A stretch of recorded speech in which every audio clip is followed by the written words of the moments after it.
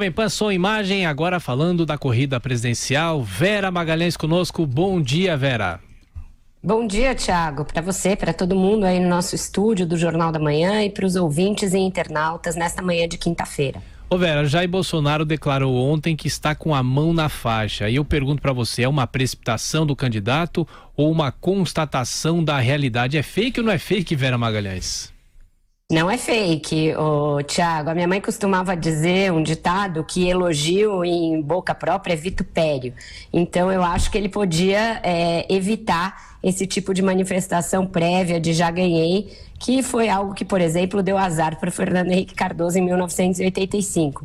Mas, diferentemente daquela ocasião em que ainda havia muitas dúvidas e em que depois o próprio Fernando Henrique cometeu erros que o levaram à derrota, muito difícil que agora, a não ser que haja uma reviravolta muito grande, muito fora do nosso radar, haja alguma mudança no que as pesquisas mostram. Dia após dia, as pesquisas corroboram a afirmação do Bolsonaro. Elas mostram a diferença entre ele e Haddad se ampliando e não o contrário. Ele, por exemplo, o Ibope mostrou uma larga vantagem em São Paulo, que é o maior eleitorado brasileiro, algo muito expressivo e que não vinha acontecendo há algum tempo, um candidato ter 64% dos votos válidos aqui no estado de São Paulo, é um caminhão de votos. O mesmo se repete em Minas, se repete no Rio de Janeiro. Então, ele vai caminhando para uma eleição tranquila. Faltam 10 dias, parece pouco tempo para alguma alteração.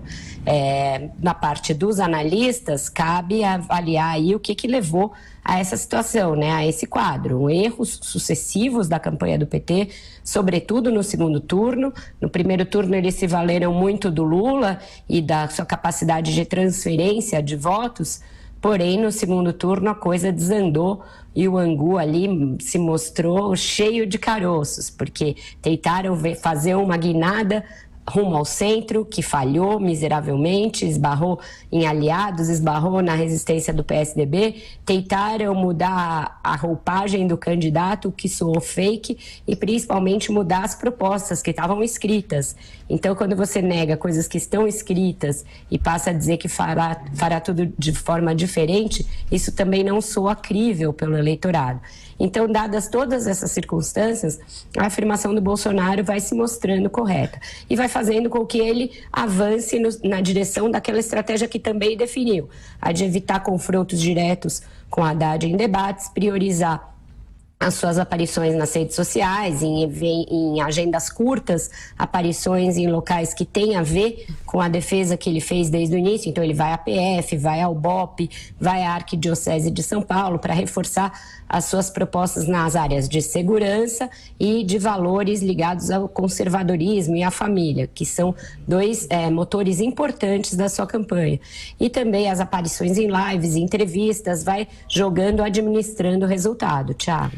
Agora, Vera, uma das demonstrações de que a equipe de Jair Bolsonaro já trabalha com o cenário futuro, o cenário que nós teremos a partir do ano que vem, são os projetos em áreas como a economia, que já parecem, inclusive, bem adiantados. O que é possível adiantar para o nosso ouvinte, para o nosso internauta, Vera?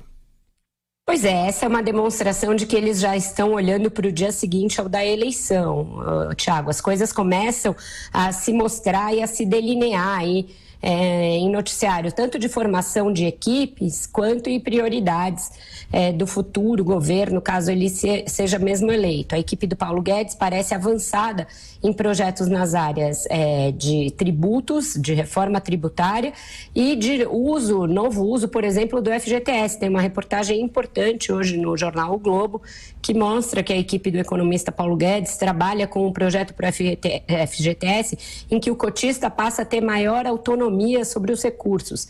Eles poderiam ser aplicados em outras modalidades de investimentos no mercado de capitais, de forma a gerar uma maior rentabilidade e serem usados no futuro ou em caso de desemprego ou para complementar a aposentadoria. Hoje o FGTS fica lá na Caixa e o governo usa esses recursos inclusive para política habitacional e para outros mecanismos de política econômica.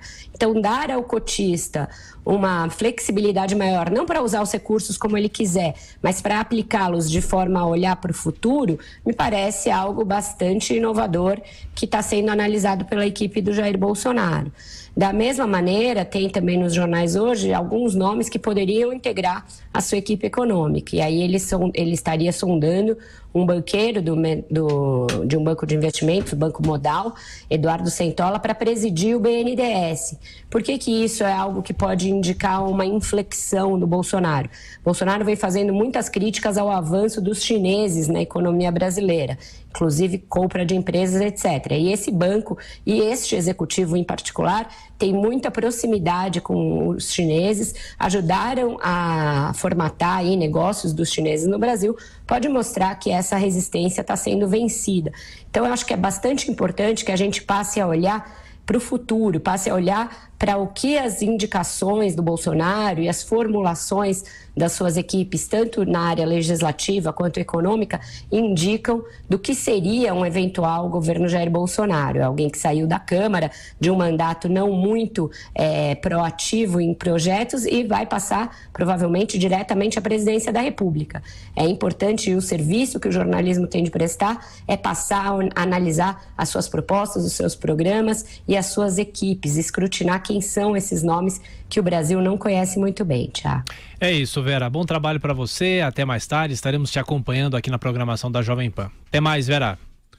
Até mais. Um ótimo jornal para vocês.